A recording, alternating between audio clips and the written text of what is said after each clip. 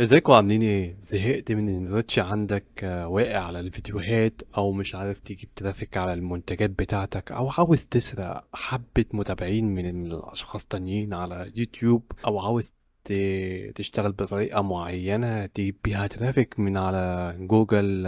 فكل الحاجات ديت وكل الافكار ديت انت ممكن تعملها بكل سهولة عن طريق ان انت تحمل دلوقتي اوبن كود، وده هتلاقيه على الويب سايت بتاعهم. هتكتب اوبن كود على جوجل وهيطلع لك الويب سايت، وتحمل النسخة بتاعتك المناسبة ليك. وزي ما انت شايف هنا، اول ما تفتح البرنامج بيبقى فيه ابيض هنا كله، وبتختار هنا علامة الزائد الملف بتاعك. تختار مثلا كده فولدر كده وتسميه اي اسم، وبعد كده يبقى ده البروجكت بتاعك، الفولدر بتاعك اللي انت هتحط فيه السكريبتات. انا عملت السكريبتات دي ازاي؟ عن طريق جوجل جيميناي. كل اللي انا بدخل عليه ان انا بتكلم مع جيميناي، بقول له انا عاوز سكريبت يعمل واحد اتنين تلاتة. هل السكريبت ده سهل ان هو يتنفذ؟ يقول لي هيقول لي لا، هيقول لي محتاج ايه. هيقول لي هو محتاج لغة بايثون، محتاج مش بايثون، محتاج سي شارب، محتاج اي لغة. فانا مع كل ده عادي، ما يهمنيش. طب هل السكريبت ده يحتاج مثلا اي بي اي؟ هيقول لي او لا. فنبدأ ان احنا نستخدم السكريبت بتاعنا ده ازاي. انا هنا جات لي فكرة، قلت له طب انا عندي القناة بتاعة اليوتيوب عندي وقعت فجأة. الريتش عندي بقى في تذبذب. محتاج ان انا اشتغل اكتر على القناة، واعمل فيديوهات اكتر عشان الريتش بتاعي، الخوارزميات تبدأ ان هي تبدأ تتعلم تاني من اول وجديد، والفيديوهات تترشح. رغم ان انا عندي حوالي 10,000 متابع على القناة اصلا، فالناس ماتت. هبدأ ان انا اقول له انا عاوز سكريبت يخش على القنوات بتاعة المنافسين. مجرد ان انا اديله اللينك، وهو يبدأ ان هو يطلع لي الكومنتات اللي موجودة، احدث كومنتات، ويبدأ ان هو يعمل عليها ريبلاي. طيب، انا بدردش معاه عادي جدا، انا زيرو برمجة حرفيا، لكن بستخدم جيميناي ان هو يحلل ويشوف الدنيا، هل في حاجة خطأ هنا، هل السكريبت ده مش شغال ليه. ببعت له سكرينات من اللي بيحصل. فخليك كده انت، اهم حاجة ان انت تفكر ازاي تجيب حل المشكلة، وازاي حل المشكلة ديت ان هي تساعدك. عرفت ان انت تحل مشكلتك، هتحل مشاكل ناس تانية. انت ممكن تعمل سكريبتات زي كده وتبيعها، وهتحقق منها مبالغ جدا يعني. انا بقول له هنا، هو ينفع نعمل سكريبت بالاي بي اي يوتيوب يدخل على قناة معينة واديله اخر الفيديو ويعمل ريبلاي على التعليقات بتعليقات فضولية، بحيث يخلي المشاهد تتحفزها ويخليهم يدخلوا يشوفوا قناتي. قال لي الفكرة جامدة كاستراتيجي تسويق، لجذب جمهور مستهدف مهتم بنفس المجال لقناتك. ومن الناحية التقنية نعم ينفع جدا اعمل سكريبت دوت. وهيقول لي الأمان الأول يولد السياسات. طب هو ليه ممكن يتصنف كده ويبقى سبام؟ وفي حاجة تانية، الكوتا بتاعتك. يعني الكوتا 10,000 دي للقراية تقريبا. للكتابة بتبقى أقل. ممكن مثلا تعمل حوالي 100 كومنت مثلا. يعني أنا مش عارف هتبقى كام.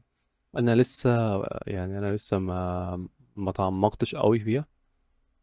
يعني أنا شغلت السكريبت وبدأت إن أنا أشوف النتائج بتاعته. والنتائج بتاعته كانت في نفس الثانية. أنا دخل ناس عندي في القناة قعدوا يبصوا فيها ويتفاعلوا مع القناة والكلام ده. فعندنا ايه تاني هو كاتبه صياغة التعليقات. أضع رابط مباشر، خلي فيه تعليقات وبشكل عشوائي، أو وضع البنك التعليقات العشوائية، وضع تايمر بشكل عشوائي.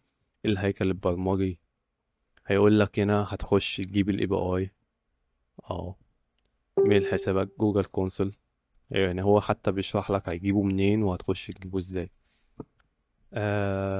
طب انا عايز، هنا بقى بتقول له انا عايز المطالبة، يعني بمعنى البرومت.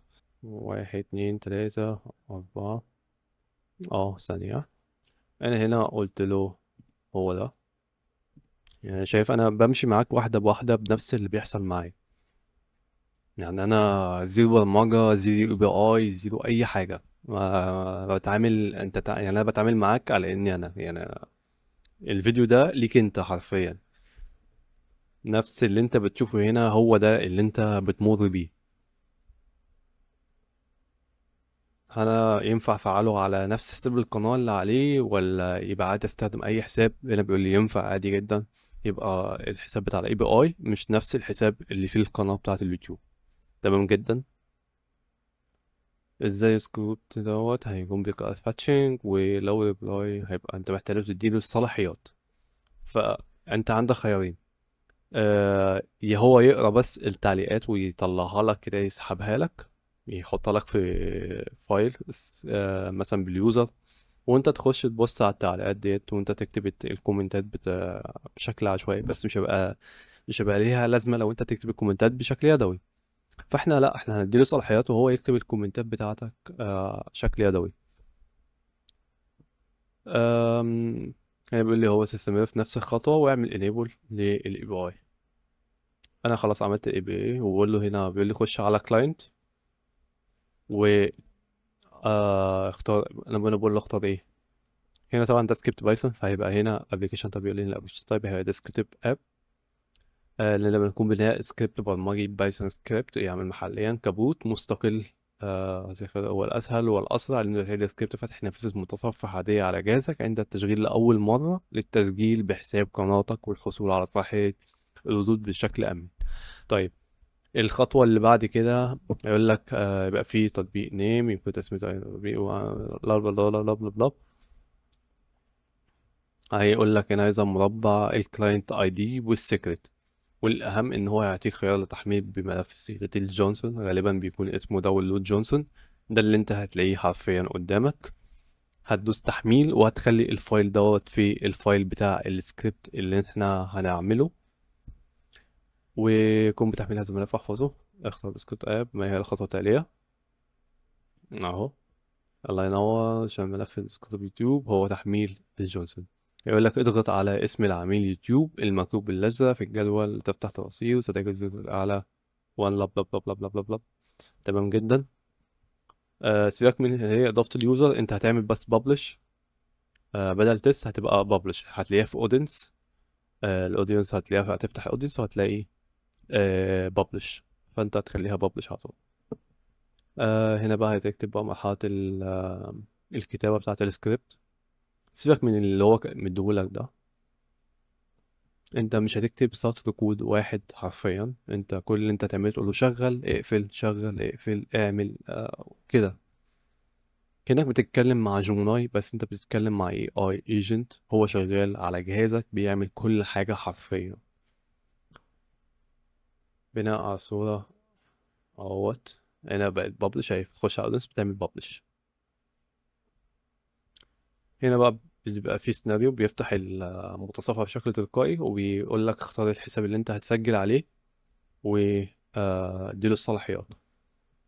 هنا هو بيديك كود برمجي، لكن احنا مش هنستعمله. احنا كل اللي احنا عايزين البرومت. تاخد البرومت يا باشا، تفتح الملف اللي احنا عملناه المشروع، واروح كده اهوت. انا مش هعمل كمان السكريبت، انا هوريك الخطوات اللي هو نفذها. بحط البرومت بتاعي، وبزود هنا. زودت هنا سطر. في كل مرة تعمل ريبلاي هتلاقيه بشكل صادم أو فضولي جديد يحرك مشاهيرهم اللي يدخلوا على قناتي. هيكون هناك فاصل زمني 50 ثانية مثلا من كل ريبلاي. هنا ما فهمش أنا عاوز إيه من البرومت. فأنا قلت له تاني أنت هتعمل سكريبت هيستخدم اي بي اي في الدخول على قناة اليوتيوب المنافسين مع إعطاء رابط أحد فيديوهاتهم لمقراءة التعليقات وعمل رد عليهم واستبعاد تعليق القناة والردود الخاصة به. يعني انا عايزه ان هو يفتح يشوف القناه، الرابط بتاع الفيديو اللي انا هبعتهوله. لو لقى كومنت بتاع القناه نفسها ما يردش عليه، يرد على الريبلاي بتاع الناس التانية. هنا هو ماشي خطوات، وانا يعني هو خلاص خد الرد وبدأ ان هو يشتغل. بدأ ان هو يشوف الاول الفولدرات اللي عندي والسكريبتات اللي عندي. هنا بدأ ان هو يجيب المكتبات اللي هيشتغل بيها البايثون. بعد كده يكتب الكود. ده الكود كله اهوت. بدأ ان هو تشيك اف توكن فايل اكزايت، بيشوف بقى التوكن اللي هو ملف جونسون اللي احنا جبناه. هنا طبعا احنا لسه ما حطيناهوش، مكتوب not found.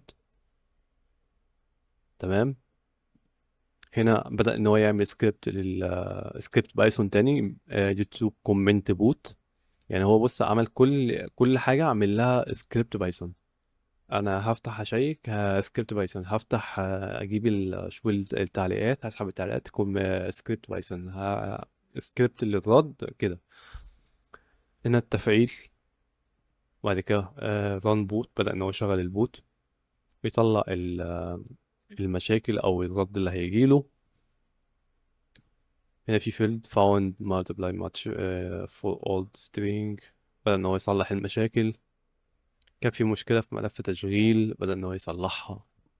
آه، هنا بيقول لك اهو اول مرة هذا يطلب منك فتح المتصفح.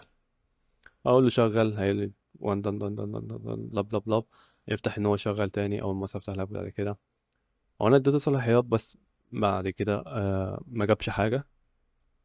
بعد كده قلت له طب شغله تاني. بعد كده طب قلت له طب شغله تاني، فبدأ ان هو يفتح معايا. جاب لي الصفحة بتاعة تسجيل الدخول بتاع الجيميل، بدأت ان انا اسجل بالجيميل. اديته صلاحيات، بعد كده جبت له اللوكال هوست، اديته اللينك ان انا خلصته. بعد كده فتحش تاني. بعد كده اديته اللينك اللي بعد كده، بعد ما خلصت اديته صلاحيات واداني صفحة نوت فاوند واداني فيه اللوكال هوست. خدت نفس اللينك، رحت حطيته له، قال لي تمام، نجح نجح نجح نجح نجح، تم تم تم، خلاص. اديته رابط اليوتيوب، شغل سكريبت على الفيديو ده. بدأ ان هو بيقول لي الردود اللي هي هتنتشر، اللي هي احنا هننشرها، الرد اللي احنا هنكتبه. ده تمام. بدأ ان هو يشتغل 4 ردود بنجاح. طب هو طبعا بيوقف. طب خلي في فاصل زمني بين 50 ل5 دقايق. انت بقى دماغك، يعني انت بدأ ان هو يجيب اهوت تاني. بعد كده بيقول لك الإجمالي الردود 29. يبقى عايز تنفذ، اديته فيديو تاني. بدأ ان هو يستخدم 4 كومنتات. خلينا مثلا نبص على الفيديو اللي هو ان احنا اديناه له. دول مثلا هم ال4 كومنتات، هنقول له مثلا شغل.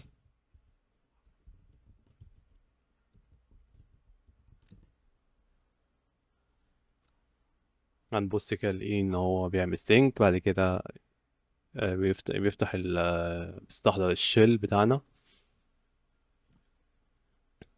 حرفيا زيرو كود. انت مش محتاج ان انت تكون فاهم برمجة، ولا فاهم اي بي اي، ولا فاهم اي حاجة. انت كل حاجة انت في مثلا مشكلة معاك بتديها جوبوناي، تقول له انا عملت 1 2 3، بتديه سكرين شوت بيقول لك هي موجودة هنا، تمام، انت صح، انت غلط، انت فاهم. انت مش محتاج ان انت تشغل دماغك، بس انت محتاج تشغل دماغك اللي انت تفكر في حل المشكلة. انا عندي مشكلة، عايز لها حل، احلها ازاي؟ انا عندي الفكرة، طب اروح ادي الفكرة بقى لجيميناي يفكر معايا. ان هو عنده متدرب على الاسئلة ومتدرب على الاجوبة ديت، فيبدأ ان هو يحل معاك المشكلة، يبدأ يديك الافكار. آه، اكتر حاجة بتعمل فلوس هي حل المشكلات. فانت دور على المشكلة وهات لها حل. عرفت تجيب حل، انت عندك ناس مستهدفة، هتقدر انت تبيع لهم الحل بتاع المشكلة دي. انا كواحد ما عنديش وقت، عايز احل مشكلة ان انا ما عنديش وقت دي، عندي كذا بروجكت، عندي كذا مشروع بشتغل عليه. فزي مثلا انا هنا يعني اهوت السكريبت اللي هو بتاع البلوجر. طبعا الكلام اللي هو السكريبت ده كله، السكريبت اللي انا هديها لك دي كلها انت هتغير فيها حاجات على حسب النيتش بتاعك. انا ماسك سكريبت البلوجر، انت هتغير فيه اللهم صل على النبي، هتغير فيه الشكل، الهيكل بتاع الشغل بتاعك. يعني انت مثلا هتاخد له مثلا سكريبت، هتقول له حدث السكريبت دوت ان هو يشتغل على نيتش منتجات، منتجات رقمية، وهتدي له لينك للصفحة بتاعت امازون مثلا، او الصفحة بتاعت او اللهم صل على النبي، الصور من جوجل. تديله لينك الصور ان هو مش بيقرا الصور من على لما ترفعها على النموذج. لكن لو في صور مثلا في الفايل، ممكن مثلا تقول له افتح الفايل في صور للمنتج دوت. او بلاش انت تديله صور ان هو ممكن ما يقراش، بس خلي مثلا لينك جوه لينك امازون مثلا يشتغل كويس جدا. خلينا حتى مثلا البرمجة ديت انا اعملها. ده الهيكل ان انا شغال بيه. بنستخدم كلمات مفتاحية عالية جدا في البحث وغالية جدا. بعد كده بقول له حط لي هيكل اتصال، نموذج اتصال من الموقع ده، طبعا معروف جدا. لما بتبعت عليه بيجي له بيانات اللي هو حطها، بيجي لك البيانات بتاعتك على الايميل بتاعك اللي انت حاطه. طبعا الكلام ده كله جموناي يعمله لك، يديك الهيكل، يديك البرومت بتاعك يحطه، حاطط زرار واتساب. فاهم؟ يعني هنا كل الهيكل ده هو ما فيش حاجة صعبة. الكلام ده هو اللي كاتبه، مش انا اللي كاتبه بايدي. يعني انا اديته الهيكل، قلت له اشتغل على الهيكل دوت واعمل لي 500 مقالة. الكتب بتاعت البلوجر بينشر 100 مقالة في اليوم. اه طبعا النافذة المنبثقة ديت كويسة جدا في الافلت.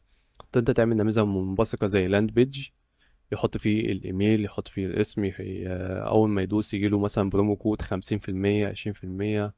فاهم انت بقى اللعب بتاعنا بقى بتاع التسويق.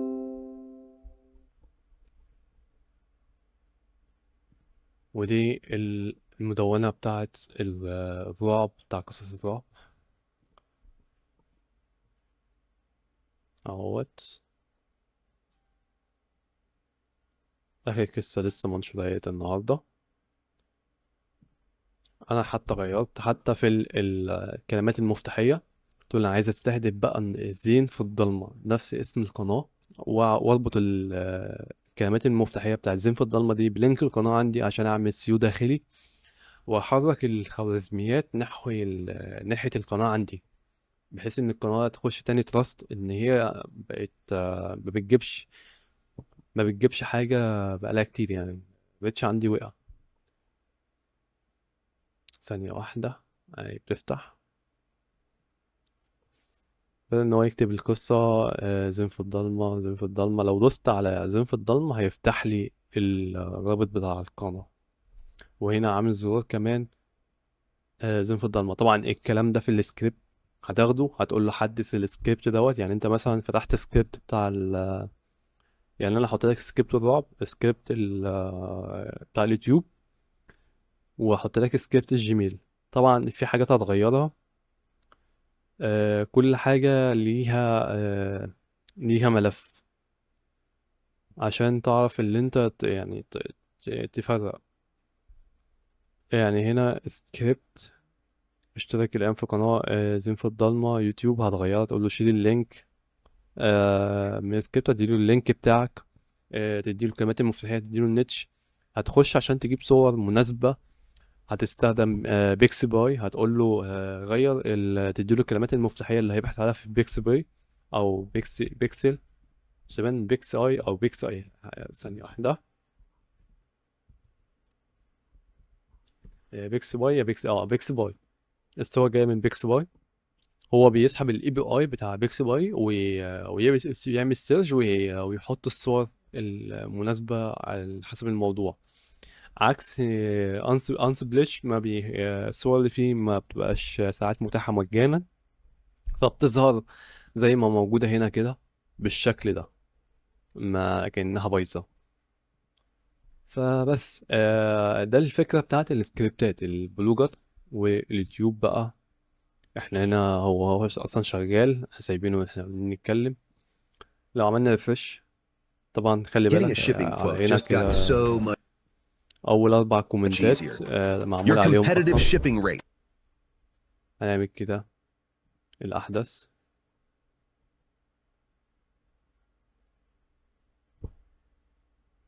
بص كده، 1، 2، هو هنا عمل لي كومنتين هنا. طبعا بياخد من 50 ثانية ل5 دقايق عشان ما يحصلش أي خطر على القناة كشكل سبام. دي حاجة كويسة جدا. في عندي اهوت كومنتين: تم الرد. يعني ايه الكلام ده؟ تم الرد عليا. طب شوف، يعني انا قلت لك النتائج في لحظتها حرفيا. 57 دقيقة. جامد ده. انت شايفين الموضوع جامد. ده يخليه ان هو يخش عندي على القناة يبص القناة عندي بتقدم ايه. فاهمين حاجة؟ اللي فاهم هيكتب لي في الكومنت دلوقتي وصلت، يعني فعشان بس ابقى فاهم اللي انتوا معايا. نخش بقى ان احنا نظبط السكريبت بتاعنا. نخش هنا على الموقع consequel.cloud.google. انت اول اصلا ما بتفتحه بيبقى صفحة كده ويلكم وبتاع. خلينا نرجع خالص، نحاول ان احنا نرجع لاول الصفحة عشان انا عملت اصلا create project.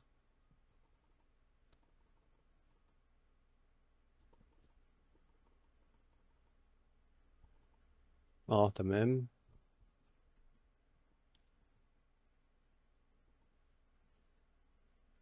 اول ما تفتح الصفحة بتاعتك بتبقى صفحة ويلكم، فهتلاقي فيها 300 كريدت وسجل ومش عارف ايه. سيبك منها خالص، انت مش محتاج تعمل اي حاجة غير ان انت تدوس على اللي انا هدوس عليه.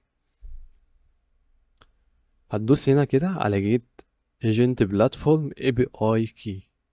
دي اللعبة كلها هتدوس عليها، وبعد كده يقول لك اعمل بروجكت. هتعمل بروجكت بتاعك، هتسميه اي حاجة.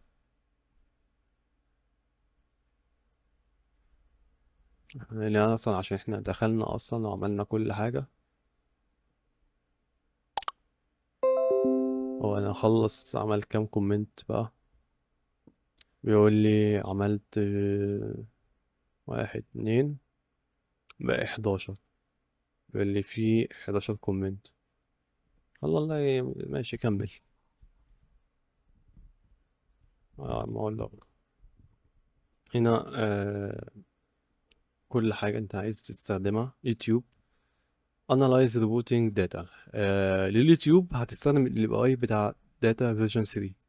بلوجر اهوت.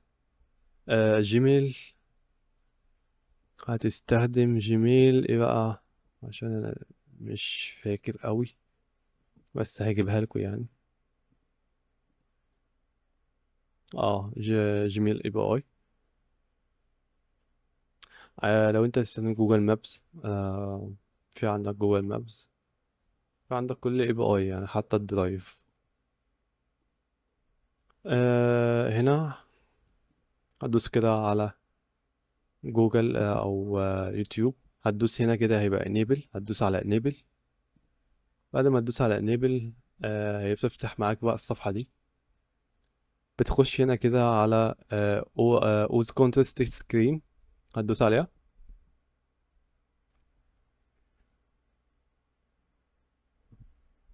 بعد تفتح معاك بالمنظر ده.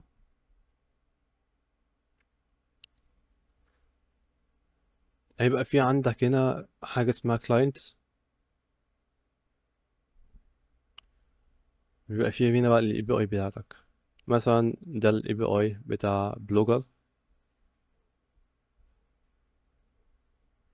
تمام. وده ما انت ما دام فعلت الاي بي اي فكده كده السيكريت اللي هو ملف جونسون يبقى هو واحد يعني. بس الاحتياط اللي انت تنزله او انت هتفعل مثلا الاي بي اي هنا بيبقى هنا لو ما لقيتش لو ما لقيتش التحميل بتاع الملف. يعني انا كده كده حملته. هو بيطلع لك صفحة كده بتختار منها الكلاينت، بعد كده بتختار منها الاب زي ما جيميناي كان مبين لك. حتى مثلا هتدوس مثلا ادي السيكريت هنا تاني. بينزل لك سيكريت جديد اهو. دوس هنا تحميل. بينزل ملف جونسون كلاينت سيكريت بلا بلا بلا. بتنزله وتحطه في نفس الفولدر اللي فيه السكريبتات بتاعتنا. طبعا انا هبقى همسح السيكريت دوت عشان ده مش بتاعي، مش يعني مش تبع الايميل بتاعكم. كده انت معاك 2 API، فانت ممكن تشيل واحد. احنا مش محتاجين 2 API، احنا محتاجين واحد بس. يعني نمسح ده. هنا نفس النظام في بلوجر، وهتخش على audience. هتبقى هنا back to list، هتبقى هنا publish. هتدوس عليها publish، وكده خلاص يعني ال API بتاعك شغال تمام، مش أي مشكلة.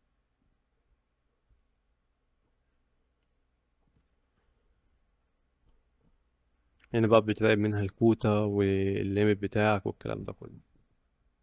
بس انت كده معاك جيميل، معاك بلوجر، معاك أي حاجة. كل حاجة هنا موجودة. سكريبت الجيميل برضو بتعدل.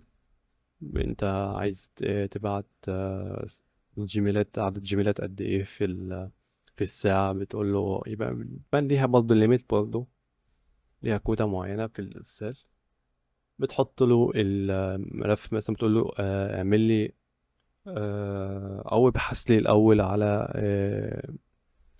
100 إيميل لمثلا نتش كذا، نتش عقارات، نتش محاماة، نتش أي حاجة. يبدأ إن هو يستخرج الإيميلات دي. بعد ما يستخرجها تقول له ابعت لي كل إيميل ليهم رسالة احترافية.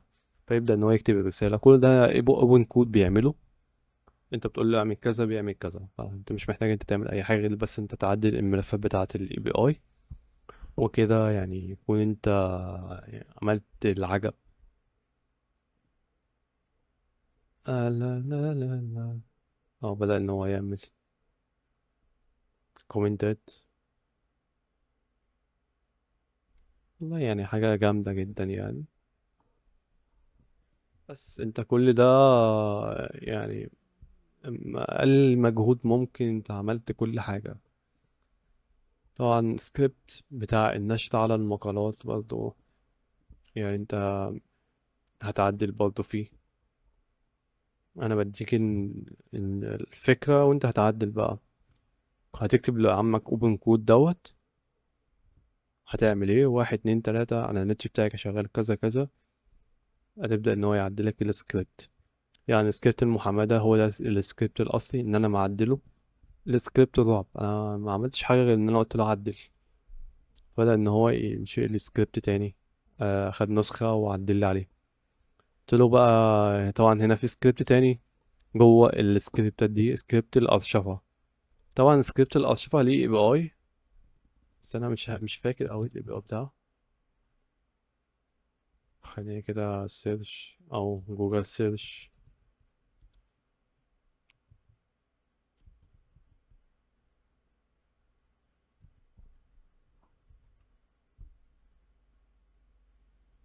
خلينا نعرف من جوموناي، دام احنا جوموناي معانا.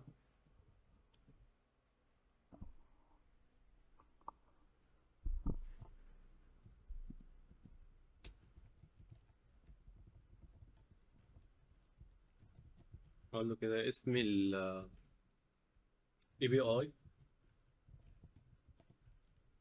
بتاع كونسول.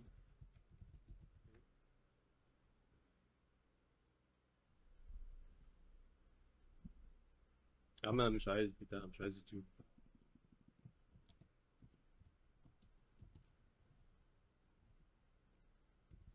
سكريبت أرشفة مقالات.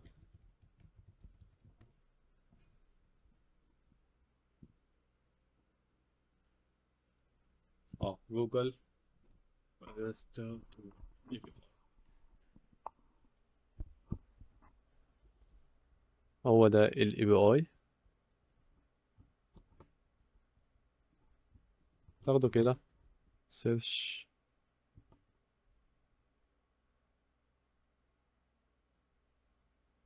لا يوجد شيء. لا لا لا لا. طب ثانية واحدة.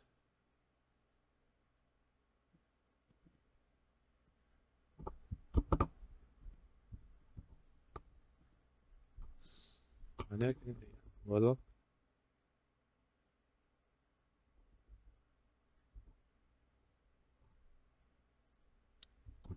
طيب كونسول، جوجل سيرش كونسول.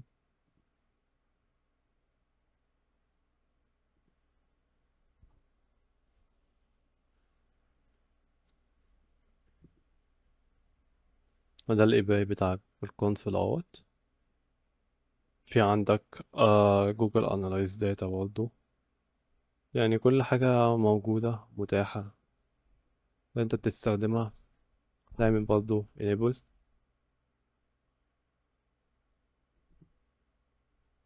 حمل ملف الجونسون بتاعك، بعد كده تديله الصلاحيات وكل الكلام دوت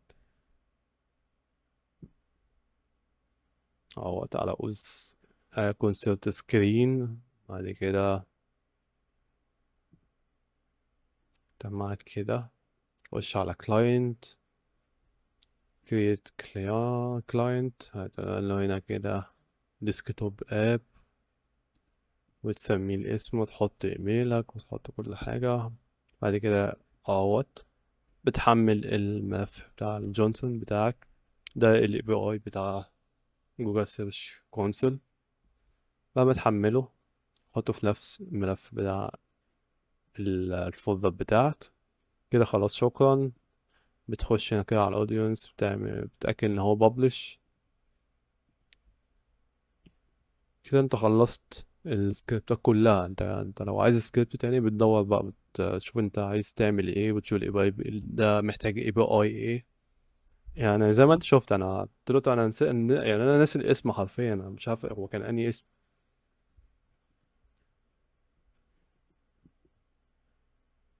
اه بس تبحث عن جوجل سيرش كونسول اي بي اي وتفيس. ايوه معبر حساب خدمة سيرفيس اكونت، لكن ما كان سكريبت رسالة رابط جديد او مباشر.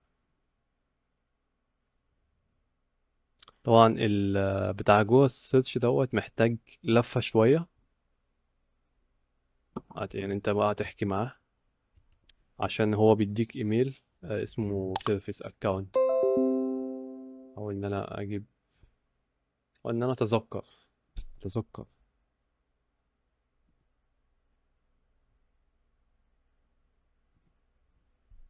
واحنا خلصنا خدنا الاي بي اي تقريبا، هو ده رقم 3.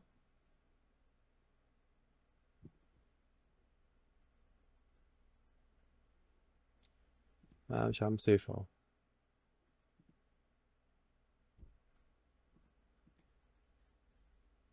هو كان من هنا ولا منين بقى؟ لا بقى. طب انت ترجع كده لعمك جيموناي تقول له ايه السيرفيس اكاونت ده، او هتفعل من السيرفيس اكاونت.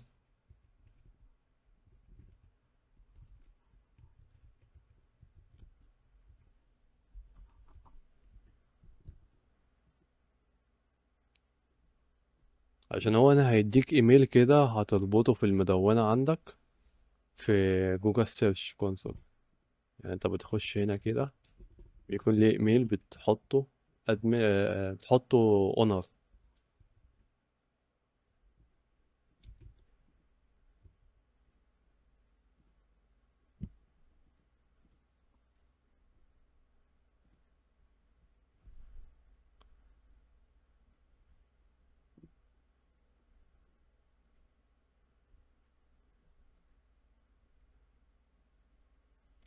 تخش هنا كده على اعدادات بتكون الايميل موجود هنا اهو.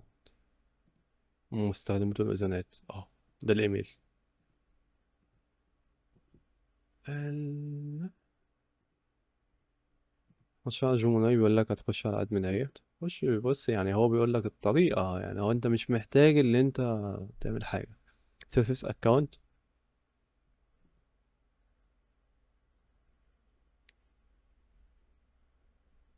هتلاقي هنا كده create service account لب لب لب. الايميل بتاعك اللي فيه المدونة هتحطه create an account. هيديك كده ايميل بقى اللي هو الطويل ده زي الايميل ده كده. هيقول لك حطه مالك، هتحطه مالك. بعد كده تشغل السكريبت تديله الصلاحيات. بعد كده شكرا السكريبت خلاص. بعد كده ما تقول له بقى انا عايز ارشف زي ما انا هنا كده عامل في المقالات هنا برضو. يعني هو كل حاجة هو مقسمها. كل ما بيصرف عليا مثلا اقول مثلا اشتغل ارشف، اعمل ارشفة.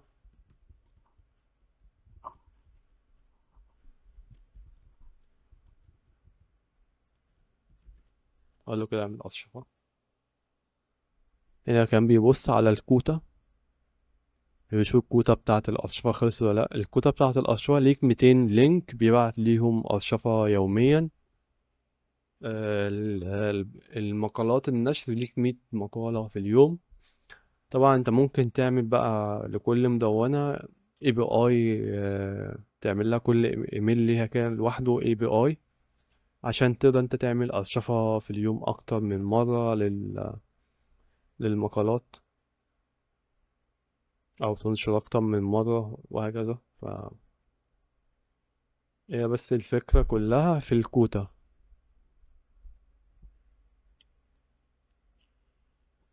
هو كده بيأرشف اصلا، هو كده شغال ارشفة. بصوا لما بدأت ان انا اعمل الحوار ده ان هو يأرشف بشكل اوتوماتيك كل يوم، لان طبعا الارشفه في المدونات بالذات رخمه جدا.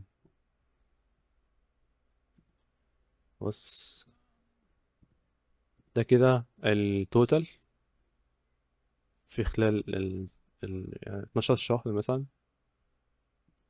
ده اخر 24 ساعه، ده اخر 7 ايام. جالي 5 كليكات و 600 مشاهده. اللينكات ديت، البلدان ان انا مستهدفها: الولايات المتحدة، واحدة فيتنام، واحدة 16 مشاهدة في بريطانيا و11 في البرازيل. ده بتاع المحاماة بتاعة الهجرة. المدونة دي المستهدف فيها هجرة. هنا قصص الرعب اهيت. البلد اللي ظهر فيها المقالات بتاع القصص بتاعتنا: مصر، المغرب، الجزائر، ليبيا، اليمن، الولايات المتحدة، السودان، الأردن، قطر، السعودية. آخر 24 ساعة لسه مفيش أرشفة وقعت، يعني فاهم. لسه طبعا يعني المدونة دي لسه جديدة يعتبر، يعني لسه جديدة خالص. معلهاش لسه ترافيك، ولا ليها مقالات كتير، ولا ليها وجود كتير. يعني انت حتى الصفحات لسه ما خدتش تراست، عكس المدونة فيها 2047. فلا، في تقدم هنا حصل، فاهم. هنا هو عدد الظهور اللي حصل. المشاكل اللي هنا بيقول لي هنا تم بنجاح، في فحص هنا، فحص تم باللي تم النجاح هنا في تعذر. يقول لك هنا بقى المشكلة ايه، فانت تروح لجيميناي تقول له والله هنا، يقول لك ايه، يقول لك لا ده عادي في الأرشفة، وهكذا. أهم حاجة القالب، الكلام ده كله، تتأكد إن كل حاجة مظبوطة. بس ده تقريبا يعني كل الشرح اللي انت محتاجه، اللي انت تفهمه وتبدأ ان انت تشتغل بيه. عندك بقى الشرح اللي فات اللي هو بتاع ووب دوت، اللي هو تعمل كليبنج، اعمل يا عم مدونة وحط فيها الحسابات بتاعة التيك توك، وابدأ ان انت تعمل مقالات بالأجنبي. استخدم فيها كلمات أجنبية، كلمات مفتاحية بالإنجليش، بالأسباني، بالألماني. ابدأ ان انت اعمل جيب منها ترافيك. يعني انت ابدأ انت حط ارمي اللينكات بتاعت الحسابات بتاعتك في وسط الكلمات المفتاحية ديت، بحيث الحسابات بتاعتك تاخد تراست في جوجل ان هو يرشح لك الاكونتات مثلا بتاعت تيك توك ولا الفيسبوك ولا اليوتيوب، ان هو يرشحها لك في البلاد ديت، فاهم قصدي. آم، القناه بتاعت اليوتيوب هتعمل نفس الحركه وانت مثلا شغال كليبنج مثلا على ووب. تعمل نفس الحركه دي، انت تخش على القناه بتاعت المنافسين، تجيب منهم ناس تخش تبص على الفيديوهات اللي عندك. ده هينقل الفيديوهات بتاعتك ان هي تاخد ترافيك كويس جدا، هيديها بوش. يبدأ ان هو يخلي الخوارزميات بتاعة اليوتيوب تبدأ ان هي تتحرك الفيديو بتاعتك بدل ما هي ميتة. بس ده كل حاجة. لو انت عندك افكار، ابدأ ان انت شوف الطريقة بتاعتها دي هتتحقق ازاي، وابدأ اسأل جيميناي، ابدأ اسأل شات جي بي تي، ابدأ اسأل مانوس، ابدأ اسأل كيمي. عندك كذا تول للاي اي بقت ذكية جدا، تقدر ان هي يعني تساعدك بشكل سريع جدا وشكل احترافي. بعيدا عن ان انت ما بتفهمش حاجة في يعني كتقني انت ما بتفهمش حاجة. انا كتقني ما فهمش حاجه، انا كراجل بتاع برمجه لا، أنا مش بتاع برمجه. انا اديت الفكره وهو عمل الفكره، فمش محتاج ان انا اقعد اتعلي اخد كورس في برمجه يعني. بس ده كل السكريبتات، الطريقه بتاعت الشرح بتاعتها، ازاي تستخدمها، ازاي هتعدل ايه، هتعمل ايه، هتشيل ايه، هتحط ايه، ده كل حاجه. لو في حاجه تانية ابقى اقول لكم بقى في الكومنتات يعني. يلا بس كده، طولت انا عليكم انا عارف، بس يعني ملخص الحاجات دي كلها مش هينفع ان انت تلخصها. مش هينفع ان انا ما ادكش المعلومه كامله، لان لك لو ما ادكش معلومه كامله انت مش هتفهم حاجه. بس لو ما فهمتش يعني حاليا، هو الموضوع مش صعب. انا زي ما قلت لك، انا واحد زيك، ما بفهمش حاجه في البرمجه، ما بفهمش في الكلام ده كله. انا دخلت جيميناي قلت له عايز واحد اتنين تلاته، وريتك الرسائل اللي بيني وبينه خطوه بخطوه. حتى لما نسيت اسم الحاجه رجعت له، قلت له اي بي اي ده اسمه ايه، الاي بي اي بتاع الحاجه دي اسمها ايه. بس انت اعمل زي ما يعني حتى اتفرج على الفيديو مره واتنين وتلاته، واشرب كوبايه قهوتك وابدا ان انت اشتغل. يلا بس كده، بالتوفيق للكل، وما تنسيش ان بقى تدعولي، وربنا يسهلها كده، ونبدا نبقى يعني نلتقي في اي شرح تاني. يلا يا شباب، مع السلامه.